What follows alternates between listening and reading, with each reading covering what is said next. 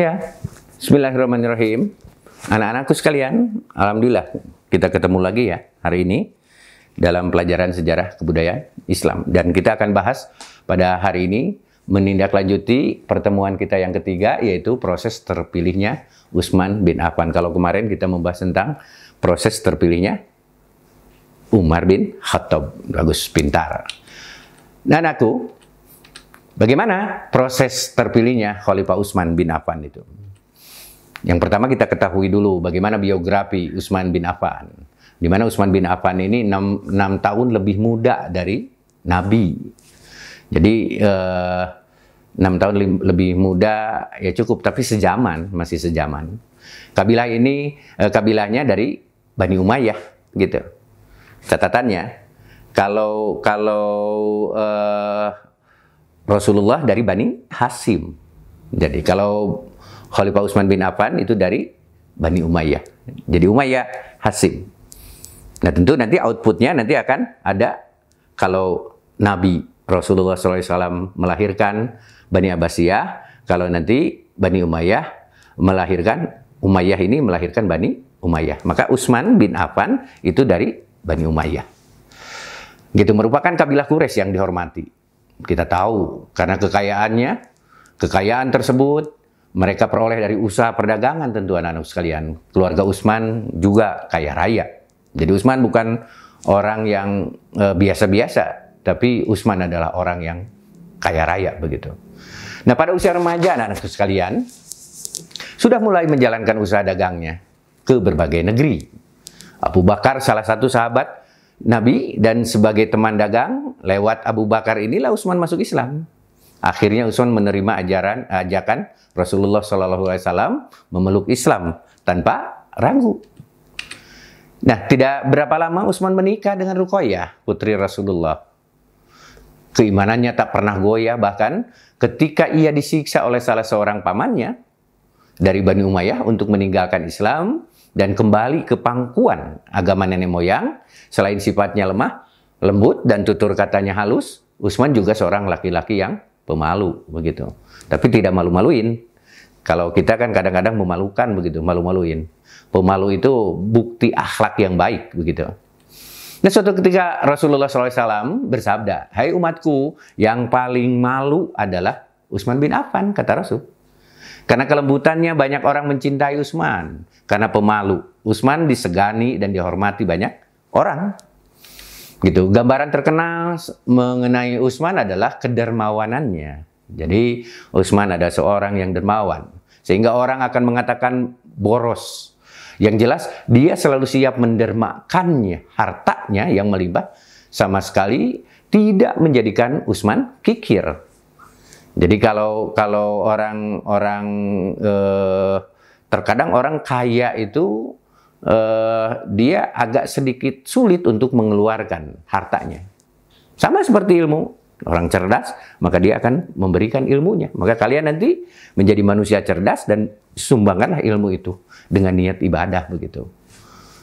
Nah, anak-anak sekalian, ia pernah menyumbangkan 300 ekor unta dan uang 1000 dinar. Ketika Nabi menyeru kaum muslimin untuk melakukan ekspedisi ke Tabuk menghadapi tentara Bizantium. 300 ekor unta dan uang 1000 dinar gitu. Nah, sejak masuk Islam, Utsman tidak bisa dipisahkan dari perjuangan menegakkan agama Islam. Jadi Utsman seorang pejuang yang tangguh begitu. Nah, anak-anakku sekalian, karena mendapatkan permusuhan yang sengit dari penduduk Mekah, Rasulullah menyuruh kaum muslimin hijrah ke Habsyi. Masih ingat kan? Hijrah ke Habsyi. Nah, bersama istrinya, Utsman melakukan hijrah ke Habsyi. Begitu. Nah, di hadapan Rasulullah, Utsman mempunyai kedudukan mulia. Nabi sangat mengagumi ketampanan Utsman dan memuliakan budi pekertinya. Karena itulah setelah Ruqayyah wafat, Nabi menikahkan Utsman dengan Ummu Kulsum, salah satu putri Rasulullah. Begitu. Nah, anak-anak sekalian, pernikahan dengan dua putri Nabi inilah yang menjadikan Utsman dijuluki Zunnurain. Jadi Zunnurain itu yang artinya pemilik dua cahaya. Amazing ya. Gitu. Sayangnya pernikahan dengan Ummu Kulsum juga tidak terlalu lama karena Ummu Kulsum meninggal terlebih dahulu begitu. Begitu sayangnya Nabi kepada Utsman, maka Nabi pernah berkata, seandainya aku punya putri yang lain lagi, pasti akan aku nikahkan juga dengan Utsman. Dan kedudukan Utsman yang begitu mulia di sisi Nabi membuatnya sangat dihormati oleh kaum muslimin. Pada masa Abu Bakar dan Umar, pendapat Utsman itu senantiasa didengarkan dan diperhatikan. Nah, tidaklah mengherankan jika Umar bin Khattab menunjuknya sebagai salah satu anggota Dewan Syuro.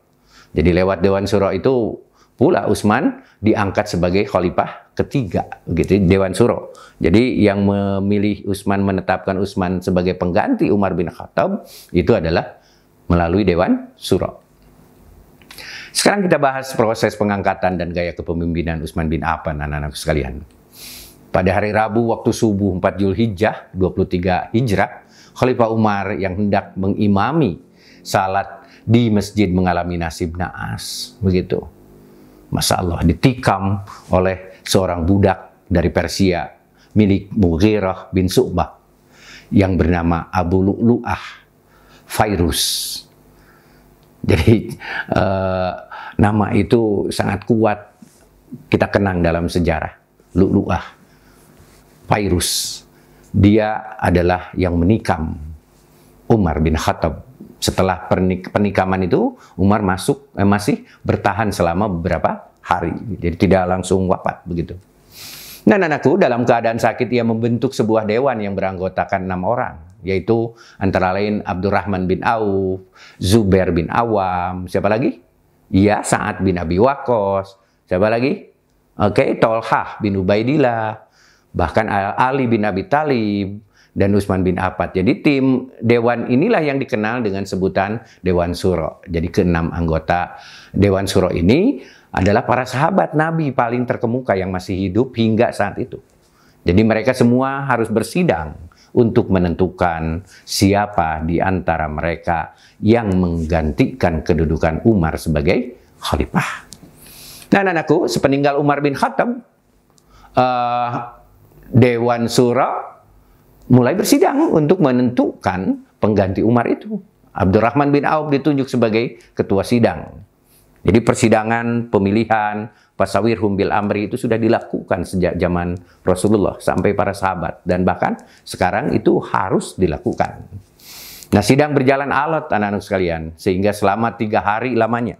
Dapat dibayangkan 3 hari itu bersidang untuk menetapkan khalifah pengganti Umar bin Khattab. Nah, pada hari terakhir, anak-anakku sekalian, Abdurrahman bin Auf, Zubair bin Awam, Sa'ad bin Abi Waqqas, dan Tolhah bin Ubaidillah mengundurkan diri dari pencalonan. Maka calon khalifah yang tersisa hanyalah Ali bin Abi Thalib dan Utsman bin Affan, begitu, sebagai khalifah untuk ditentukan. Dan anak-anakku, ketika dibaiat, usia Utsman bin Affan hampir 70 tahun. Ia terpilih mengalahkan Ali bin Abi Thalib sebagian karena pertimbangan usia. Setelah dibaiat, Utsman berkhutbah di depan kaum muslimin, anak-anakku. Bagaimana katanya, sesungguhnya kalian berada di tempat sementara dan perjalanan hidup kalian pun hanya untuk menghabiskan umur yang tersisa. Bergegaslah sedapat mungkin kepada kebaikan sebelum ajal datang menjemput. Sungguh ajal tidak pernah sungkan datang sembarangan waktu, dan keadaan baik siang maupun tidak pernah malam, begitu. Jadi ingatlah, sesungguhnya kata Utsman, dunia penuh dengan tipu daya. Jangan kalian terperdaya oleh kemilau dunia, dan janganlah kalian sekali-kali melakukan tipu daya kepada Allah. Sesungguhnya Allah tidak pernah lalai dan melalaikan kalian. Itu begitu hebatnya pidato Utsman di saat beliau didaulat dan terpilih menjadi khalifah. Sebelum menjadi khalifah, anak sekalian, Utsman adalah seorang dermawan yang tadi kita bahas. Ketika menjadi khalifah, kedermawanan Utsman tidak lantas berkurang. Jadi semakin meningkat. Beliau adalah seorang yang dermawan, lalu dipilih menjadi khalifah, maka kedermawanannya tidak berkurang. Ya tetap menjadi dermawan seperti sebelum menjadi khalifah, bahkan menjadi lebih dermawan, gitu. Nah, dia menaikkan tunjangan untuk kaum muslimin demi kesejahteraan mereka. Harta mereka berupa jizyah dan harta rampasan perang yang didapat dari daerah taklukan digunakan untuk meningkatkan kesejahteraan kaum muslimin. Jadi selain dermawan juga Utsman seorang yang lemah lembut. Meskipun demikian Khalifah Utsman juga seorang yang teguh hati. Misalnya dia segera mengirimkan pasukan untuk mengamankan wilayah-wilayah yang memberontak terhadap kekuatan umat Islam, begitu. Kelemahan Utsman adalah terlalu mengutamakan keluarganya. Ini dari catatan sejarah. Jadi dalam penilaian para sejarawan bahwa Utsman itu lebih cenderung memprioritaskan keluarganya. Padahal itu juga sunnah Nabi. Sebelum memberi kebaikan ke orang lain, ya berikan dulu itu kepada keluarganya. Hanya tentu kacamatanya akan beragam, tergantung dari kacamata mana umat Islam melihat Utsman bin Affan itu. Nah, anak-anakku sekalian, dari Bani Umayyah, misalnya ia mengangkat beberapa orang dari Bani Umayyah menjadi gubernur di beberapa wilayah. Sifatnya yang lemah lembut dan dermawan sering dimanfaatkan oleh anggota Bani Umayyah itu untuk mendapatkan keuntungan. Jadi bukan keteledoran Utsman, tapi ada turunan-turunan dari Utsman ini yang masih keluarga itu menggunakan nama Utsman untuk kepentingan pribadinya. Jadi ya kurang bisa bersikap tegas terhadap keluarganya. Nah, anak-anakku, itu tentang Utsman bin Affan. Dan kita kaji nanti bagaimana pemikiran, bagaimana imbas kekuasaannya, lalu bagaimana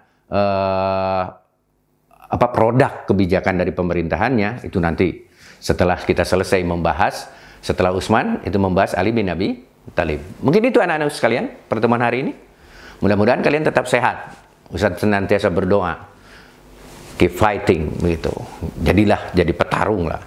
Dan Ustaz akan senantiasa mendampingi kalian untuk mencari ilmu dan mengambil hikmah-hikmah dari Al-Quranul Karim dalam pelajaran sejarah kebudayaan Islam. Terima kasih anak-anak sekalian. Assalamualaikum warahmatullahi wabarakatuh.